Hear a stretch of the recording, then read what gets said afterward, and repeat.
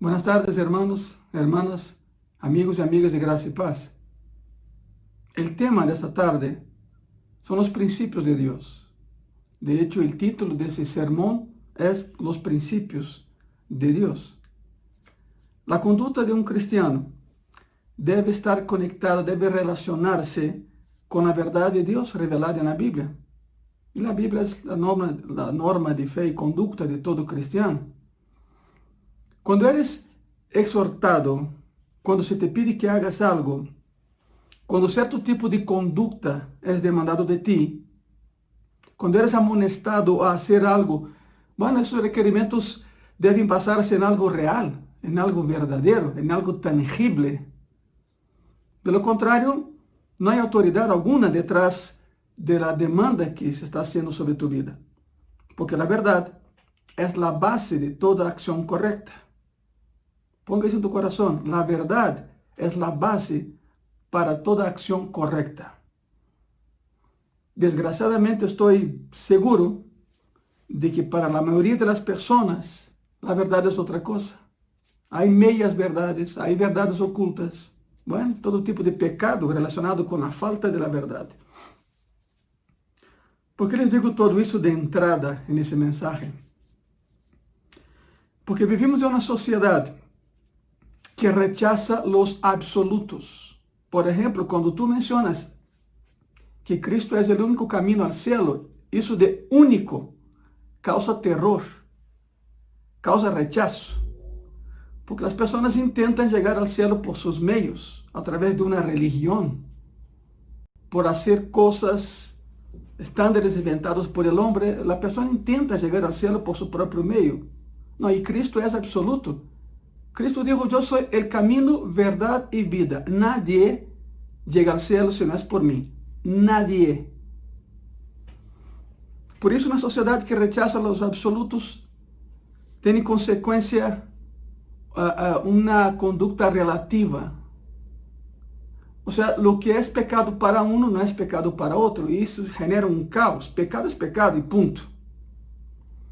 Pero desde el punto de vista cristiano, toda conducta, ponga atención, toda conducta, desde el punto de vista cristiano, toda conducta que es positiva, buena y edificante, está relacionada con la verdad revelada de Dios en la palabra de Dios. Porque debe haber absolutos antes de que pueda haber alguna demanda para la acción. Si te pido algo y me preguntas, ¿por qué me estás pidiendo eso? La base tiene que ser la verdad. En caso del cristianismo, la base tiene que ser la Biblia. Te voy a dar un ejemplo muy claro. Si vas manejando en una carretera a 180 km por hora y te detiene un policía, pues hay una infracción, porque tu conducta no es aceptable. ¿Y por qué tu conducta no es aceptable? Porque vas a 180 en un tramo cuya velocidad máxima es 120, 110. Por eso hay un absoluto. Y si rompes ese absoluto, si hay una transigencia en relación al absoluto, entonces hay una infracción, porque hay una base. Y la base es el límite. Y el límite en ese caso es la velocidad. Vas a 180 en un lugar cuyo límite permitido es 110. Hay una condenación de la ley sobre tu vida. La ley te va a condenar, va a infraccionar. Si yo decido, hipotéticamente por supuesto, si yo decido robar algo en lugar de pagar por esa mercancía, será arrestado y condenado debido a una conducta inaceptable. ¿Y por qué es inaceptable? Porque hay un absoluto, y ese absoluto dice que el robo es crimen. Creo que vamos explicando, ¿verdad? Cuando transiges el absoluto, hay una infracción. Bueno, como puedes ver ahí, los absolutos son siempre la base para determinar la calidad moral de cualquier acción. Los absolutos son la base y define la calidad moral de cualquier acción. Toda conducta aceptable en nuestra sociedad está basada en absolutos. Ahora, si quieres otro término para absoluto es ley. Hay una ley. Y si infraccionas esa ley, si transiges esa ley, si transiges el absoluto, entonces verá condenación. Si quitamos todos los absolutos, si no tuviéramos leyes, no habría manera de juzgar las acciones de las personas. Desde el punto de vista moral, no podríamos condenar a nadie porque no hay base para condenarlo, para evaluar su conducta. No habría manera de implementar nada. La buena conducta ni siquiera podría ser definida como buena y mucho menos implementarla, porque quitamos la norma, quitamos el estándar, quitamos el absoluto. Y entonces tiene que haber una ley absoluta medular. Y entonces la conducta puede ser evaluada a través de esa médula que es la ley. ¿Qué significa eso? Un absoluto. Un principio sobre el cual actuar. Ahora, después de esa introducción, apliquemos eso al área espiritual. ¿Ok? Apliquemos todo eso al área espiritual, que es la que nos interesa en esta tarde. La conducta de un cristiano depende de absolutos divinos. Absolutos exhortados, demandados, implementados por Dios en su palabra. Pero si no conoces la palabra, entonces no habrá absoluto para ti y tu vida será un caos. Llegaremos allá, vamos paso a paso. Quero que vás assimilando en tu mente, en tu corazón, lo que estamos hablando esta tarde. Deus estabelece princípios e nosotros nos conducimos bajo estos princípios. Romanos 7, versículo 7 dice así: ¿Qué diremos, pues? ¿La ley es pecado? En ninguna manera. Pero yo no conocí el pecado sino por la ley, porque tampoco conociera la codicia si la ley no dijera no codiciarás. En otras palabras, Pablo está diciendo, voy a parafrasear, ¿ok? Lo que está en Romanos 7:7. Pablo está diciendo, la única manera en la que puedo evaluar la moralidad de mis obras es encontrar un absoluto, encontrar una ley en algún lugar, encontrar un estándar en algún lugar. Y después, cuando digo hay un estándar, y es un estándar que tiene autoridad, entonces puedo evaluar mi propia conducta. Es lo que Pablo está diciendo. Si no fuera por la ley, Pablo no sabría lo que es estar fuera de la ley. Entonces, toda la conducta espiritual debe ser evaluada en base a absolutos establecidos en la palabra de Dios, no en otro libro. No en un libro de autoayuda, no, en la palabra de Dios. Porque la Biblia es un libro de absolutos, completamente. Es un libro de principios. Es un libro de leyes inmutables. Y diría más, son leyes incuestionables. Entonces, amado hermano, hermana, amado amigo y amiga, si vamos a empezar bien la vida cristiana, y sería para aquellos que llevamos tiempo en la vida cristiana, la primera cosa que tenemos que hacer es aprender los absolutos de Dios, los principios de Dios. ¿Y por qué debo de aprenderlos? Bueno, hay una razón lógica de por qué debo de aprenderlos. La única manera, escucha muy bien eso, la única manera en la que puedes tener una conducta correcta es tener el conocimiento bíblico correcto.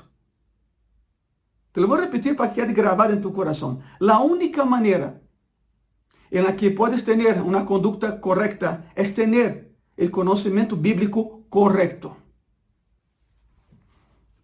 Y vienen preguntas, siempre hacemos preguntas, ¿verdad? ¿Cómo puedo saber qué hacer en mi matrimonio si no sé cuáles son los estándares? ¿Cómo sé lo que puedo hacer en mi trabajo si no sé lo que la Biblia enseña sobre esto? ¿Cómo sé cómo adorar a Dios si no entiendo lo que Dios espera de mi adoración? ¿Cómo sé cómo nacer de nuevo si no sigo los absolutos de la Biblia? Bueno, son preguntas profundas, pero espero en esta tarde darles respuesta. Según la palabra, no segundo Ángelo, según la palabra de Dios. ¿Sabe qué? Es triste darnos cuenta de que la mayoría de los cristianos ha tratado de vivir a nivel moral, un nivel moral muy elevado, sin conocer de verdad la Biblia, sin entender realmente los absolutos y sin entender los principios revelados en las Escrituras. Por eso fallan. Intentan vivir a nivel de Dios sin conocer a Dios.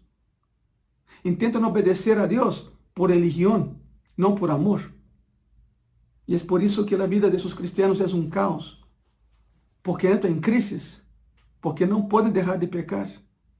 ¿Por qué? Porque no conocen los absolutos de la Biblia. Conocen algo, escucharon de Dios, sienten que son cristianos, pero viven de una manera desordenada porque no entienden los absolutos de la palabra de Dios. El apóstol Pablo expresó ese deseo a los colosenses, que conozcan la verdad. Colosenses capítulo 1, versículo 9. La palabra dice así: por lo cual también nosotros, desde el día que lo oímos, no cesamos de orar por vosotros y de pedir que seáis llenos de ¿qué? Mira, del conocimiento de su voluntad en toda sabiduría e inteligencia espiritual. Quizá lees esse versículo e diz, pero que tem que ver com o que estamos falando? Tem todo que ver. De hecho, é a médula de lo que estamos falando essa tarde. Qual era o objetivo da oração de Pablo a los colossenses? ¿Por que Pablo orava por los colossenses? Para que fossem llenos del conhecimento de la voluntad de Deus. Significa que o conhecimento adequado é a base para a conduta adequada. O conhecimento adequado é a base para a conduta adequada. E a Bíblia ilustra isso a lo largo de suas páginas, de Gênesis a Apocalipse. Esse é um princípio tão óbvio, pero tão óbvio, que é increíble que muitas pessoas não lo vean. E o que é pior, é triste que muitos cristianos não lo ejerzan. Em todas as cartas a las igrejas do Novo Testamento, sem exceção, esse princípio está ilustrado. O primeiro que encontramos é uma base de absolutos. E depois há chamado à conduta. Como vas a actuar se não sabe a base de tu conduta? E Pablo lo expressou a los romanos, a los colossenses, a los romanos, a todos. Pero mira o que diz Romanos 12, versículo 1. Assim que, hermanos, os ruego, por las misericordias de Dios, que presentéis vossos corpos em sacrifício vivo, santo, agradável a Deus, que é vosso culto racional. É como se Pablo dijera, assim é como quero que se conduzca, pero primeiro presente seus corpos em sacrifício vivo. Sacrifício vivo, parece lógico, não? Sacrifício vivo. Seria o mesmo que levar um cordeiro há 3.500 anos ao sacrifício e tentar colocá-lo sobre o altar de sacrifício, pero vivo.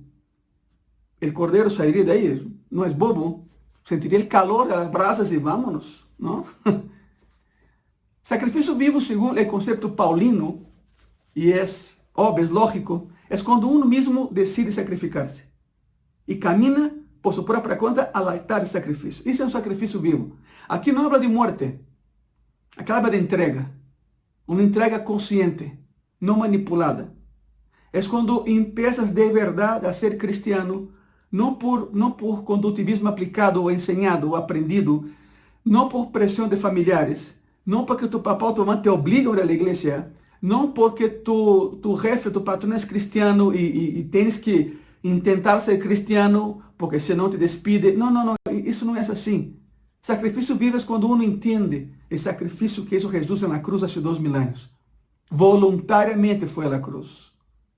Sacrifício vivo é quando tu subes solito ao altar de sacrifício e diz, Senhor, aqui estou, vive em mim. É como Pablo dizia, já não vivo eu, sino Cristo vive em mim. Esse é esse sacrifício vivo e voluntário.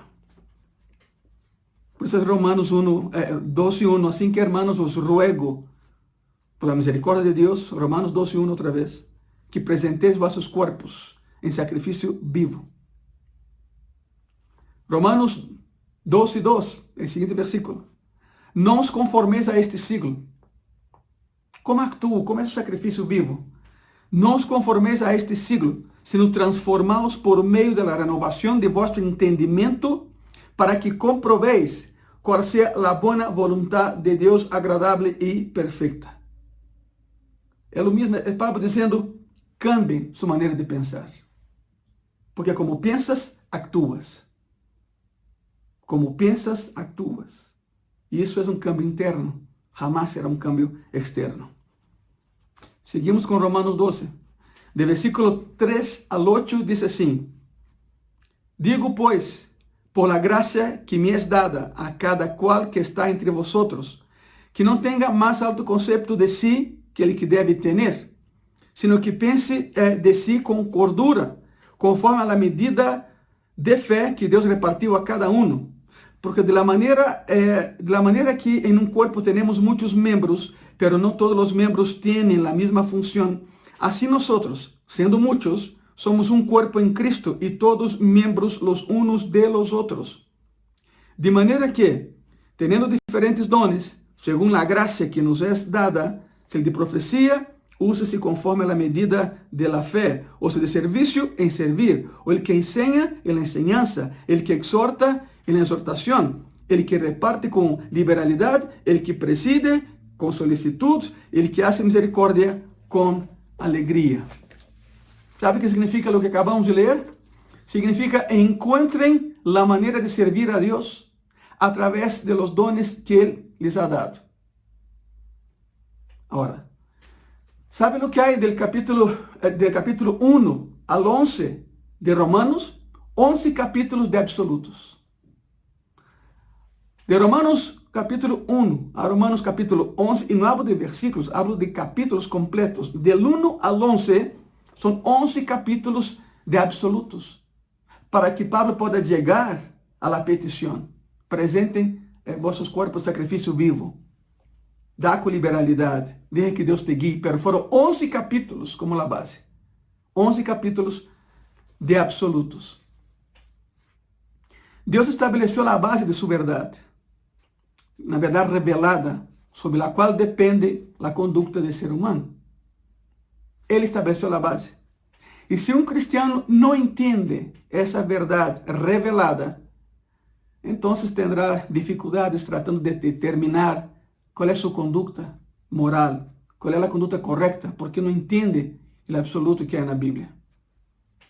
A base da conduta correta, aceptável, é o conhecimento da verdade de Deus. E essa é a razão pela qual eu enfatizo o hecho de que deves conhecer os princípios da palavra de Deus para actuar bem, para de verdade ser cristiano. E essa é a oração de Pablo aqui. Su oración en Colosenses 1, como empezamos con Colosenses 1:9, acuérdate. Su oración en Colosenses 1 tiene dos partes. La parte de la petición está del versículo 9 al 11. Y la parte de la alabanza está del versículo 12 al 14. Y pensando bien, es un buen patrón para la oración, ¿verdad? Primero viene la petición y después la alabanza. Petición y alabanza. Es como si Pablo dijera, estoy orando por ustedes. Estoy orando por ustedes. Aquí está mi petición. Conozcan la verdad de Dios. Ese es el comienzo. Conozcan la verdad de Dios. Y qué mejor maestro que Pablo, ¿verdad? Es un comienzo. Una vez un pastor me preguntó, oye, Ângelo, ¿por qué tus sermones son siempre doctrinales? Me preguntó, de veras, ¿por qué tus sermones siempre hablan de doctrina? Bueno, porque no puedes vivir como cristiano a menos que conozca los principios de vida de la palabra de Dios. Será imposible vivir como un cristiano si no conoces al Cristo revelado en los absolutos de la palabra de Dios. Y si yo creo que Dios es soberano, y de verdad, si yo creo que la palabra de Dios tiene autoridad, y si yo creo que esa palabra de autoridad es la base para la conducta correcta, entonces mi trabajo como pastor es asegurarme de que tú entiendas la palabra de Dios. Esa es la explicación. Ese es mi trabajo. Hacer con que tú entiendas y asimiles y apliques en tu vida diaria las verdades y absolutos que hay en la palabra de Dios. Ahora regresemos a Colosenses 1:9. El texto dice así, y te voy a repetir, ¿ok? Por lo cual, también nosotros desde el día que lo oímos no cesamos de orar por vosotros y de pedir que seáis llenos del conocimiento de su voluntad en toda sabiduría e inteligencia espiritual. Significa, parafraseando lo que Pablo escribió aquí, es esto: quiero que estén completamente llenos del conhecimento. Conhecimento é epignosis, é o que foi escrito aí em seu original grego, epignosis. Significa conhecimento profundo, detalhado. Quero que estejam completamente dominados, não por um entendimento superficial, dizia Paulo, sino por um conhecimento profundo. Epignosis, é o que está escrito aí, um conhecimento profundo. Para o conhecimento de quê? De la voluntad de Deus para tu vida. De la voluntad de Deus para tu vida. Então, primeiro há que conhecer. E depois, a sabedoria e o entendimento serão añadidos a isso. Primeiro tens que conhecer. O ponto inicial é que conozcas. E nesse processo de vida cristiana, se vão añadir a sabedoria e o entendimento. Sabedoria é extrair princípios, entendê-los e aplicá-los. É convertir toda essa informação em algo prático que podas aplicar diariamente a tu vida. Isso é sabedoria. Agora, vayam comigo a 1 Tessalonicenses 2:8, ok? Estamos falando dos princípios de Deus, os princípios de Deus. Vayam comigo a 1 Tessalonicenses 2:8. A palavra diz assim: Tan grande é nosso afecto por vosotros, que hubiéramos querido entregaros no solo el Evangelio de Dios, sino también nuestras propias vidas, porque habéis llegado a sernos muy queridos. Esse é Pablo, hablando a los tesalonicenses. Pablo amava a las personas a las cuales ministrava. Não há outra maneira de exercer esse ministério que não seja por el amor. Agora, qual é o princípio aqui? Nesse passagem, qual é o princípio aqui? Devemos dar não só o Evangelho, sino devemos dar-nos a nós mesmos. Como se faz isso?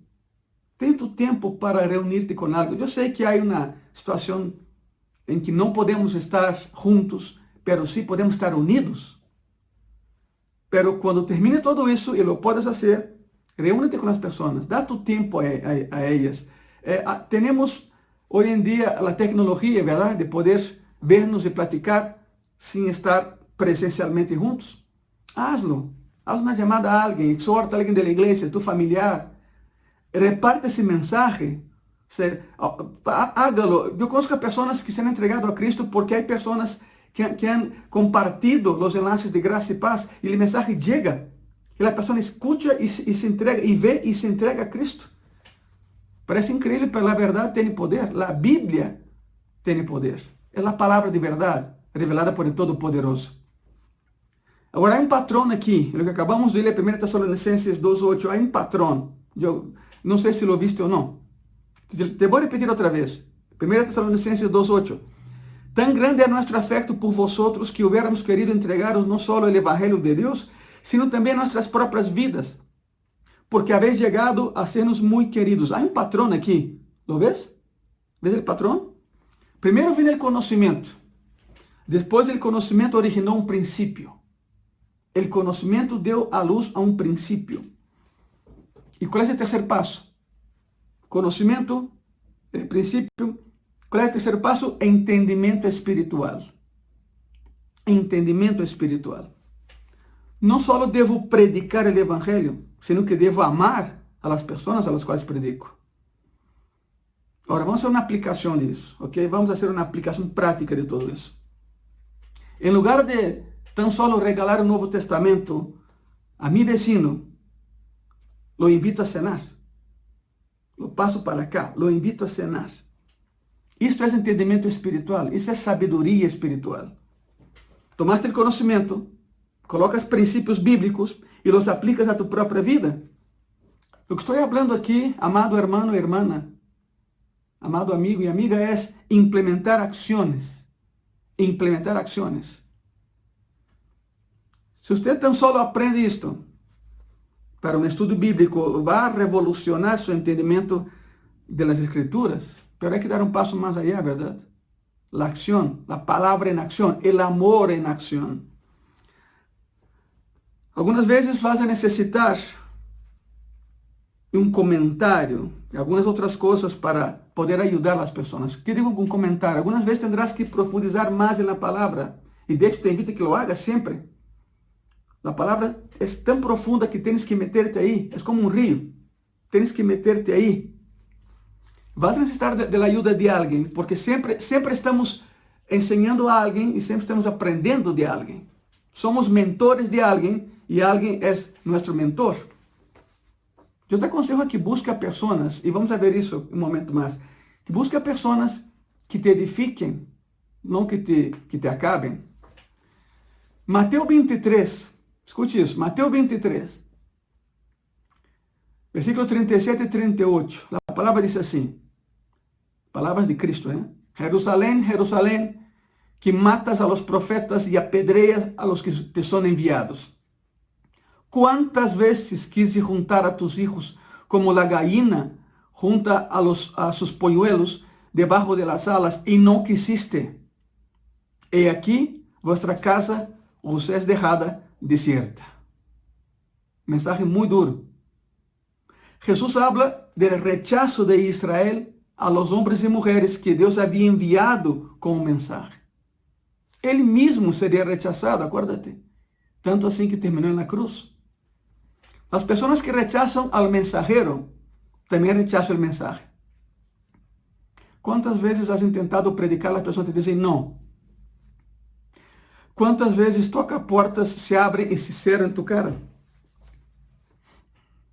Em quantas reuniões familiares has tentado predicar e vês caras de rechazo entre tus próprios familiares? Isso duele. E dói muito. E o pior golpe é aquele que vem dos mais cercanos, verdade? Pero Deus te disse nessa tarde, sígalo haciendo. Insiste. A tempo e fora de tempo. Foi o conselho de Pablo a Timoteo. Predica, insiste, exorta, a tempo e fora de tempo. Por lo tanto, aquele que rechaza o mensajero, sem dar conta, rechaza o mensaje. E rechaza o contenido do mensaje. O contenido é Cristo. ¿Te das cuenta del precio que tuvo que pagar Israel por rechazar a Cristo, que es el absoluto de nuestras vidas? Cristo lo mencionó. Tu casa será desierta, tu casa estará asolada porque ha rechazado el mensaje. Rechazar el mensajero. Dice Jesucristo, matan a sus profetas que hablan de mí. Y si rechaza al mensajero, rechaza el mensaje. Y si rechaza el mensaje, rechazas el contenido del mensaje. Y el contenido del mensaje es Cristo. Entonces, rechazas a Cristo. Y tu casa será desolada. No lo digo yo. Es terrible, ¿no? No lo digo yo. Lo dice la palabra de Dios. Ese es el principio. Dios juzga a aquellos que lo rechazan. Pero ¿cuál es el entendimiento espiritual o la aplicación? Significa, la aplicación es esa, no lo voy a rechazar.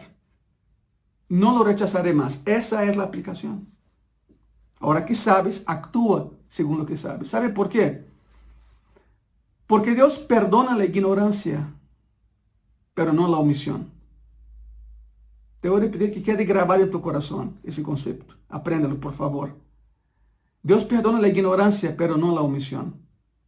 Ahora que sé, ahora que sabes, ya no hay excusa para nosotros. Eso significa ir, del conocimiento a la sabiduría.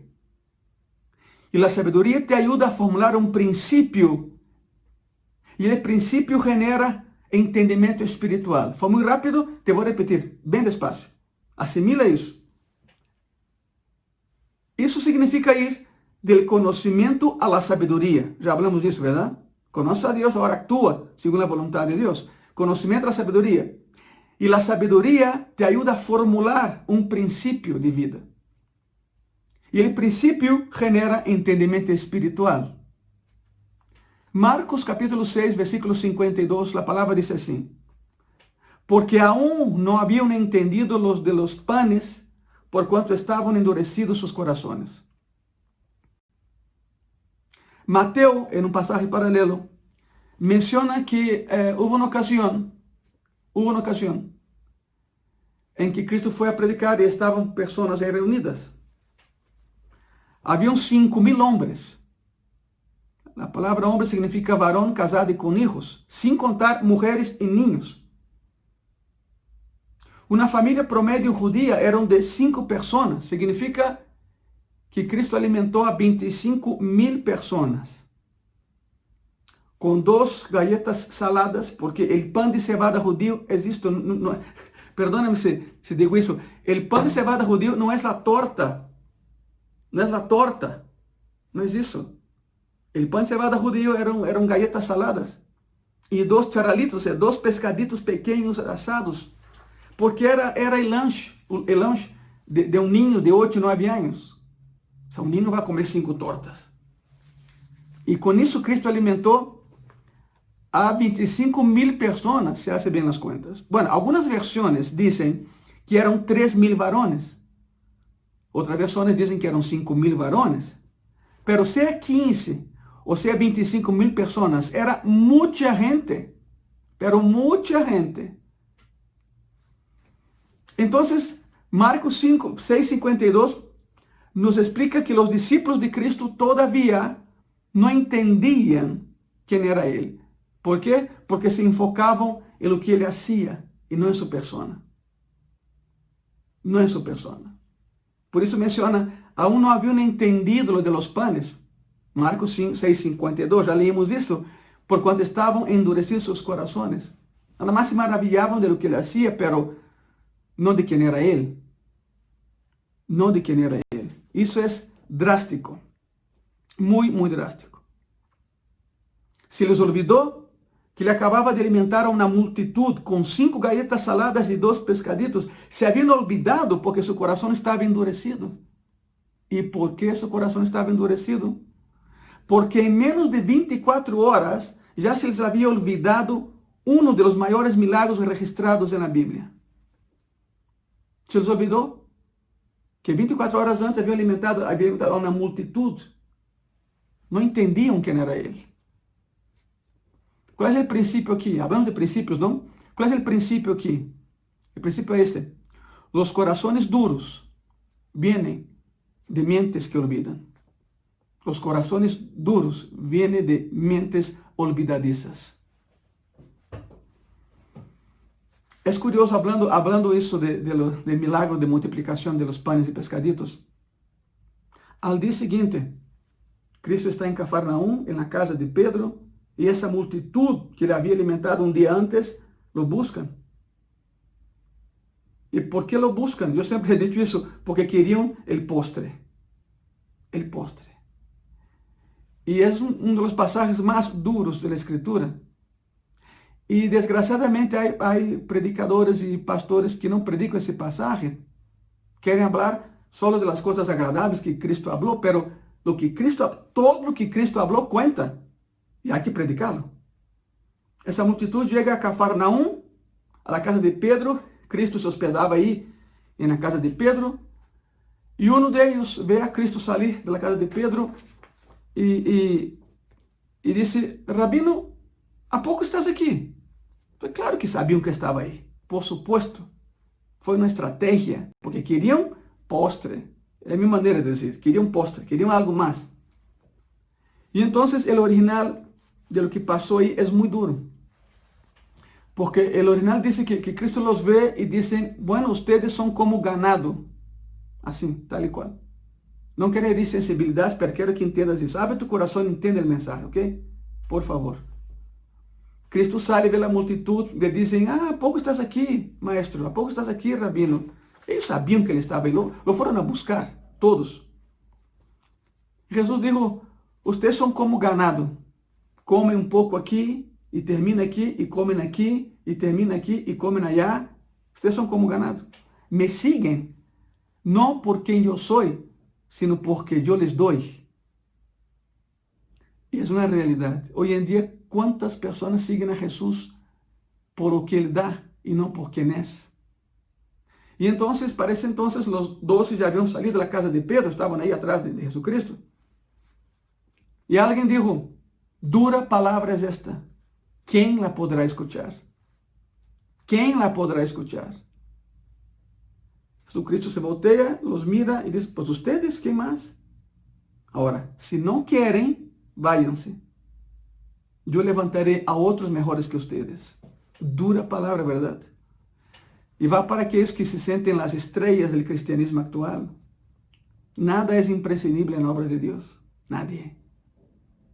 No tengamos, por favor, no tengamos el complejo de Saúl. ¿Sabe qué es el complejo de Saúl? Nadie hará lo que yo estoy haciendo. Yo soy el mejor.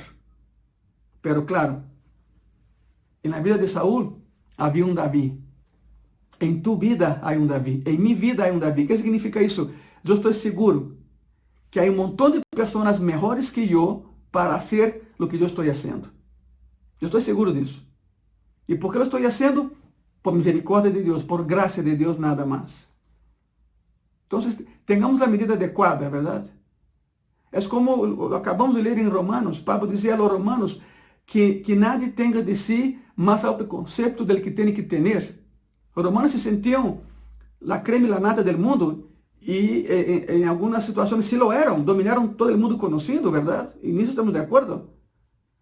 Lo que Pablo está diciendo en Romanos es, tú no eres más y tú no eres menos. Eres lo que eres, punto. No te sientas más, pero tampoco te sientas menos. Eres lo que eres.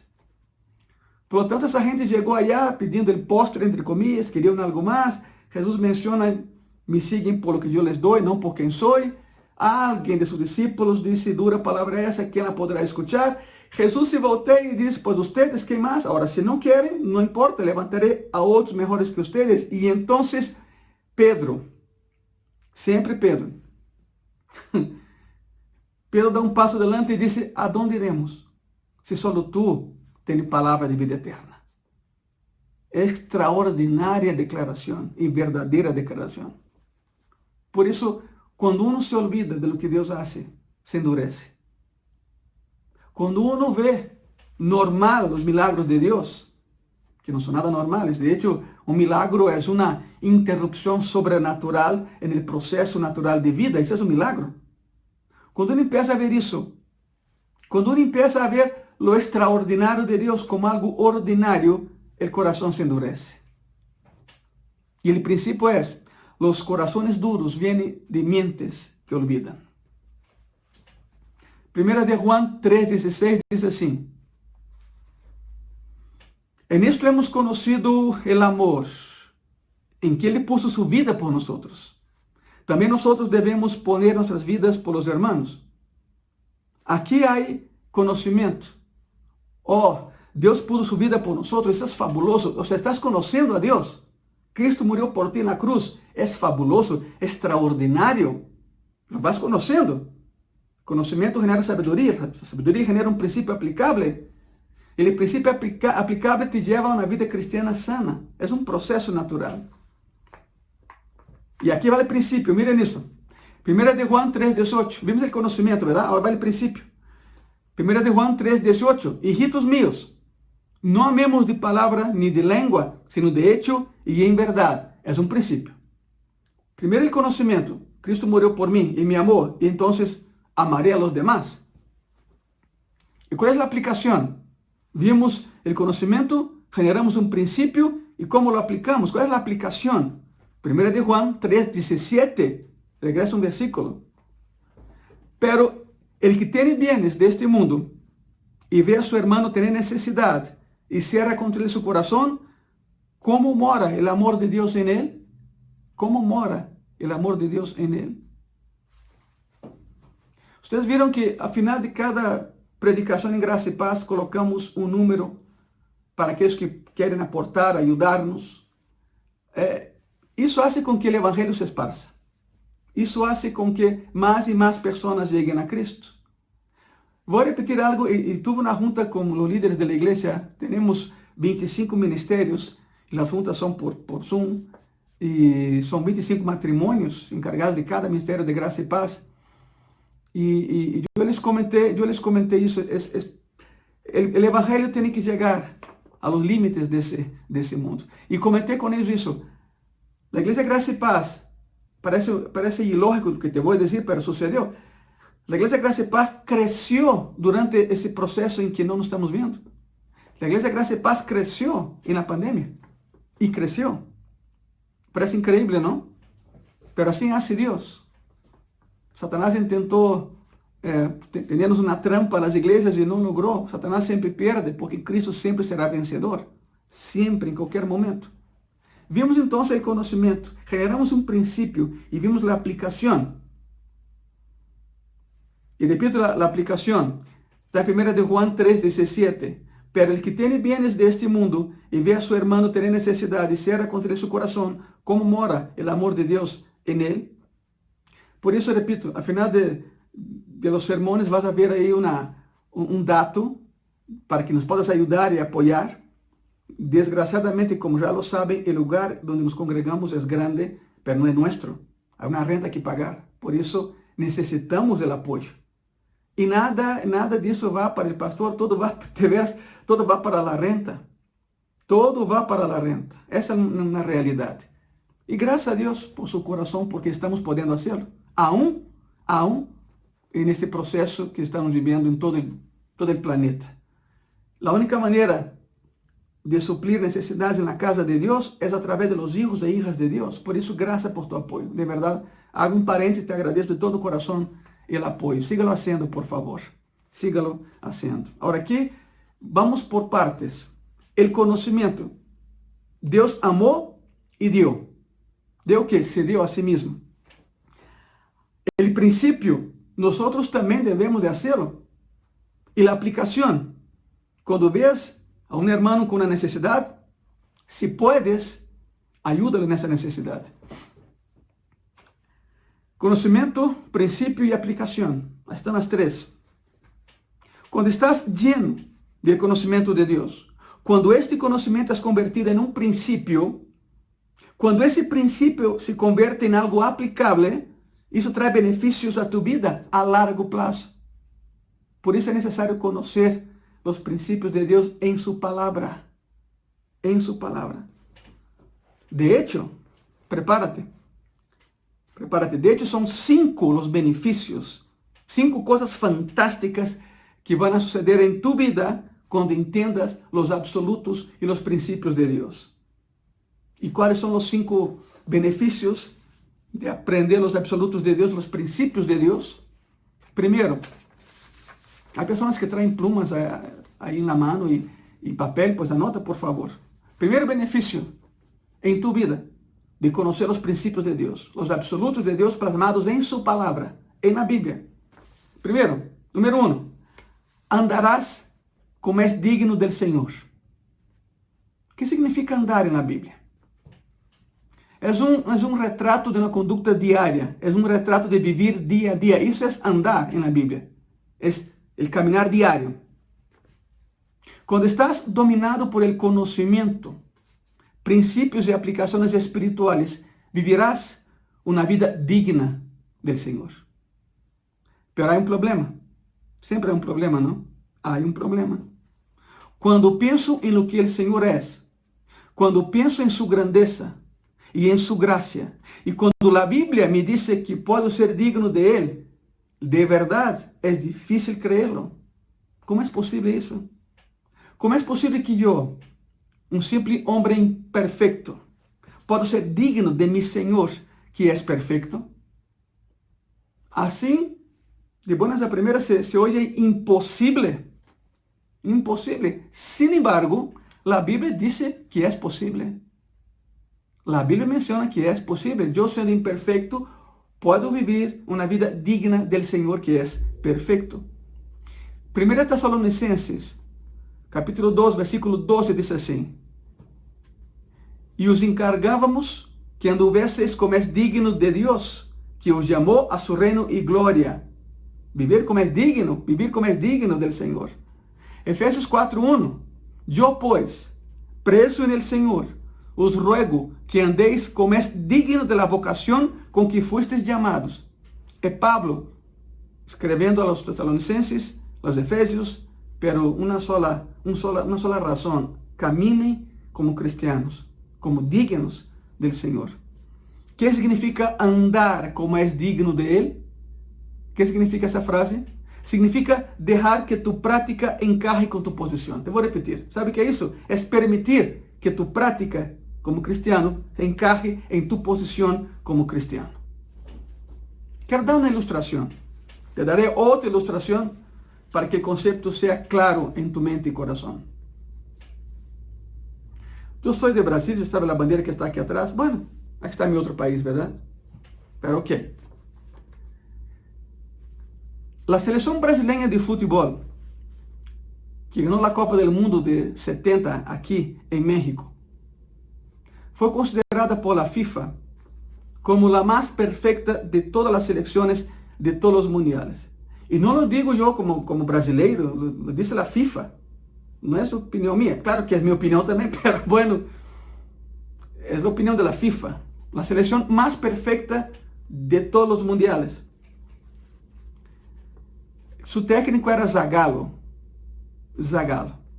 Le decían o Lobo Zagallo, el Lobo Zagallo, porque era muy astuto, era muy inteligente. Y años y años y años después, en cierta ocasión le preguntaron a Zagallo, entrenador de la selección en los años 70, ¿cómo hizo para lograr tamaño nivel de excelencia en el campo? ¿Cómo lo hizo para juntar los talentos y que funcionaran? Y su respuesta fue esta, te la voy a leer en español como está. La camiseta verde amarela pesa tanto que cualquier jugador que la ponga juega 30% mejor de lo que realmente es, porque está tratando de vivir a nivel del uniforme. ¿Se dan cuenta de eso? Y en Brasil decimos eso, pero sin ser tan profundo. No sé, que la playera verde amarela pesa. Y pesa mucho. Zagallo, el técnico 70, dijo que la camiseta pesa tanto que cualquier jugador que la ponga rinde 30% más de lo que puede rendir normalmente. Como cristiano, estás vestido de Jesucristo. A eso voy. Esa es la analogía. Como cristiano, estás vestido de Jesucristo. Como cristiano, estás en unión con Él. Estás identificado con Él. Y entonces debes vivir como es digno de Él. Y si puede, Él te va a ayudar. En un sentido real, Dios nos ha exaltado a los lugares celestiales en Cristo Jesús. Nos ha levantado. Y entonces podemos andar dignamente. No por nuestra cuenta. Nunca lo haríamos. Sino es por Él en nosotros. Hay muchas personas que de verdad quieren andar como es digno del Señor. Quieren agradar al Señor. Pero a menos que lleguen al conocimiento de su voluntad, eso nunca va a suceder. Esa nunca será su experiencia. ¿Saben por qué? Porque se detiene en el querer. Pero no hay un conocimiento que genera sabiduría, que genera principio, que genera acción. Conocimiento correcto, acción correcta. Entonces el beneficio número 1 de conocer los principios de Dios es que andarás como es digno del Señor. Cuando estás lleno del conocimiento, no solo experimentarás un andar digno del Señor, sino también, número 2, segundo beneficio, serás fructífero, darás fruto. Serás fructífero. Los hijos de Dios son como árboles, aunque no me lo crean. Los hijos de Dios somos como árboles. Salmo 1, versículo 3 dice así: será como árbol plantado junto a corrientes de aguas, que da su fruto en su tiempo, y su hoja no cae, y todo lo que hace prosperará. Todo lo que hace prosperará. Ahora, ¿qué es fruto en la Biblia? El fruto es lo que haces para Dios. Por ejemplo, llevar personas a Jesucristo, evangelizar, predicar. Ese es un fruto. ¿Y sabes cómo es tu oración cuando eres fructífero para Dios? ¿Sabe cuál es la diferencia de alguien que tiene fruto y que no tiene fruto? La oración del que tiene fruto es esta: Señor, más de ti y menos de mí. Punto. Esa es la oración. Señor, más de ti y menos de mí. Cuando aprendo la verdad de Dios, me vuelvo fructífero. Y entonces mi vida cambia. Conocer la verdad de Dios es fertilizar la tierra para producir fruto. Entonces, primer beneficio de conocer los absolutos de Dios y los principios de Dios en su palabra, andarás como es digno del Señor. Segundo beneficio, serás fructífero. Número 3, tercer beneficio, vas a crecer. Vas a crecer. Es anormal que un cristiano no crezca. Todo lo que respira, alaba a Jehová. ¿Ok? Ya sabemos eso. Pero si respira, es porque está vivo. Y todo lo que vive, crece. Y cuando crece, se transforma. Es anormal um cristiano que não cresce. Um cristiano que não está crescendo significa que não conhece a Cristo. Tem uma ideia general, mas não se ha profundizado.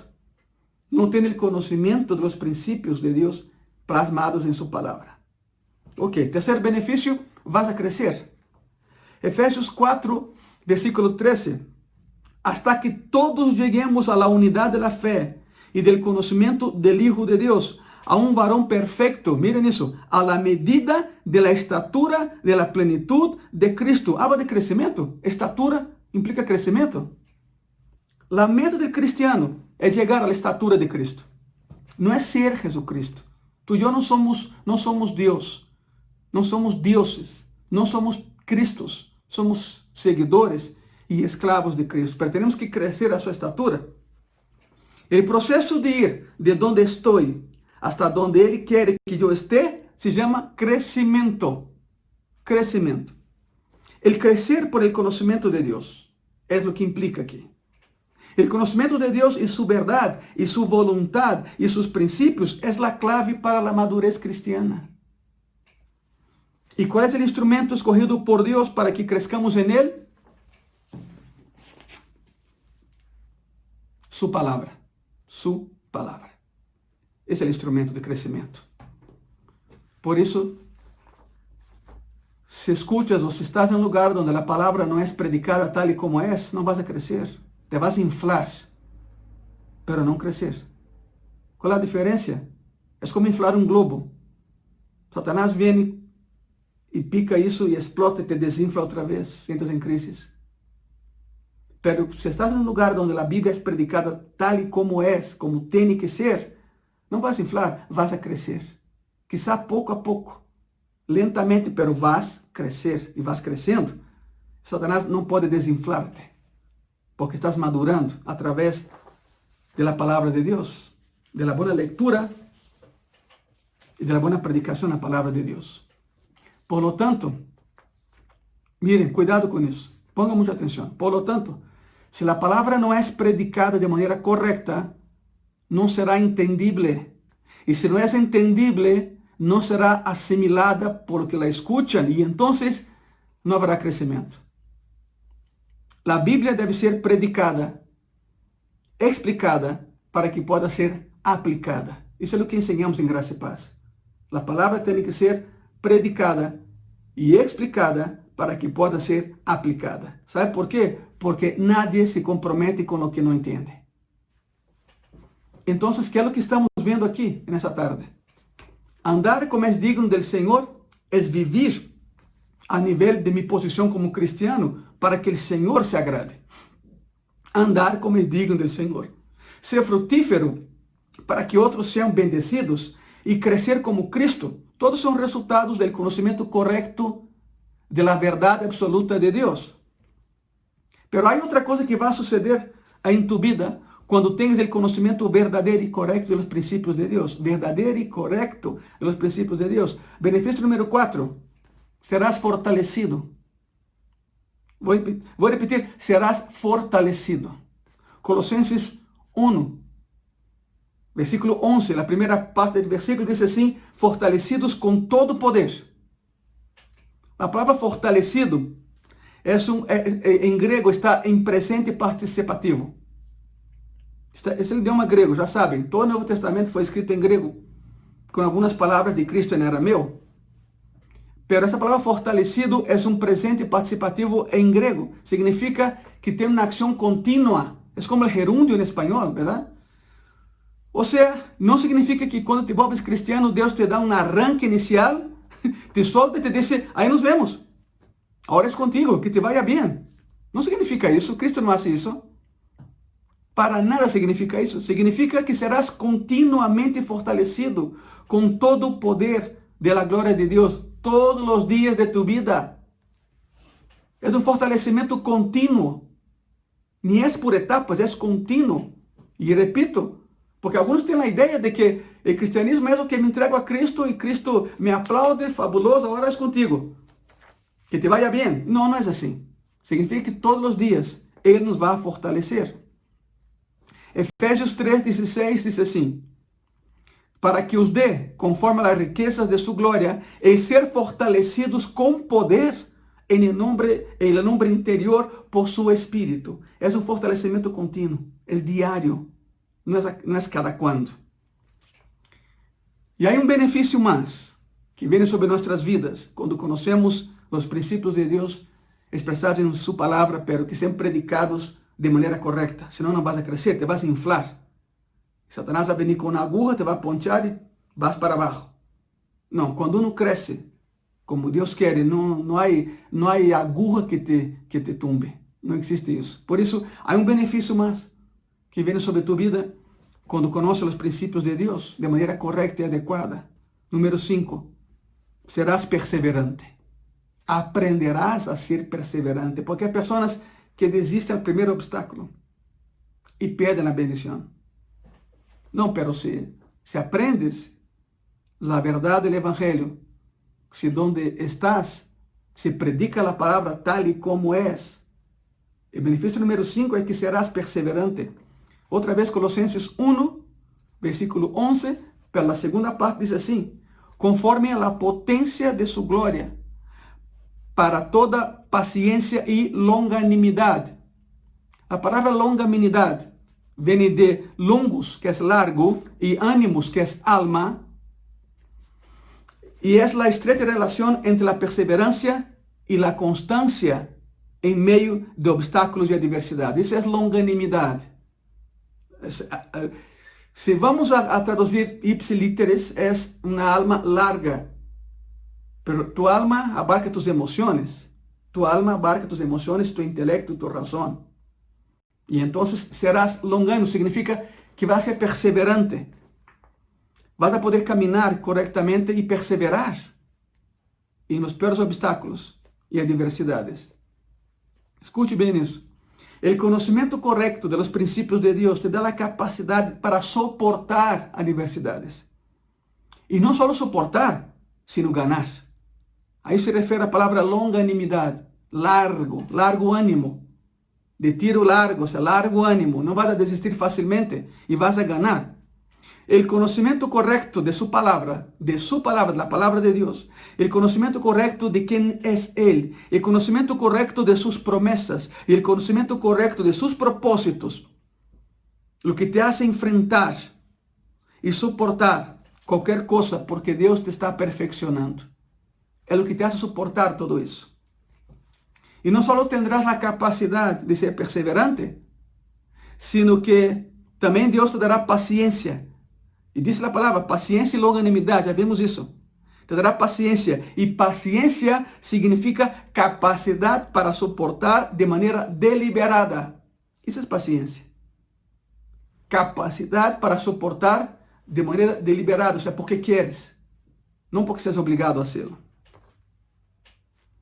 Hermano, hermana, amigo e amiga, a oração de Pablo foi: simplesmente quero que conozcam a verdade de Deus. Assim foi como começamos essa plática dessa tarde, esse sermão dessa tarde.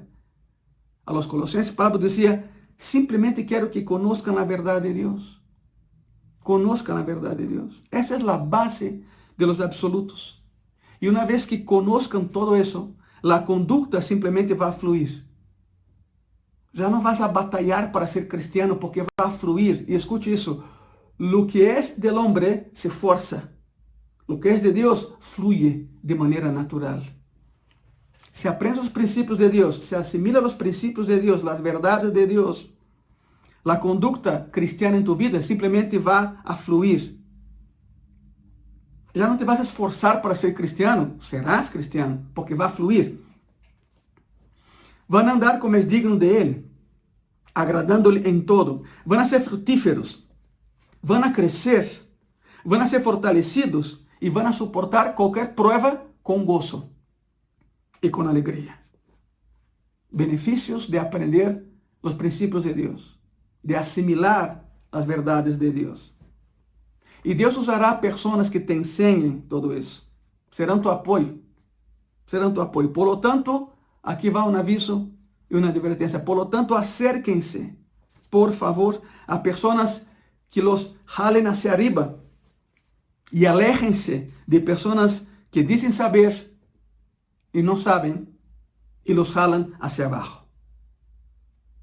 Personas que te edifiquen, no que te destruyan. Ese debe ser tu círculo de amistad. Porque el amigo que es amigo respeta y hace con que el otro crezca. No lo destruye y no lo jala hacia abajo. La gran pregunta es, ¿cómo llegas a tener ese estilo de vida? ¿Cómo llegas a ese tipo de vida? Siendo lleno del conocimiento de la voluntad de Dios. Con eso. Cuando estás lleno del conocimiento de Dios, cuando ese conocimiento es convertido en un principio, cuando ese principio es convertido en algo aplicable, eso traerá beneficios a tu vida a largo plazo. A largo plazo. Quero repetir essa última parte que quede gravada em tu coração. Todo empieza com o conhecimento correto de Deus, verdade? Então, quando estás lleno del conhecimento de Deus, quando esse conhecimento é convertido em um princípio em tu vida, conhecimento e princípio, bela relação. Quando esse princípio é convertido em algo aplicável, esta é a sabedoria, isso trairá benefício a tu vida a largo plazo. Depende de ti. Deus quer que crescas. Deus quer que vivas bem. Deus quer que tenhas qualidade de vida. Pero depende de ti. Asimilando a verdade da palavra. Oyendo pessoas que sí sabem da palavra. Não pessoas que intuyen da palavra. ¿Sabe por quê? Eu tenho esse conceito em minha vida. Os pastores, os predicadores, hacemos duas coisas. Ou edificamos a la gente ou destruímos a la gente. Eu quero edificar. Eu fui chamado a edificar. Eu fui chamado a edificar, a formar pessoas. E Deus me ha ajudado. ¿Soy el único? Claro que não.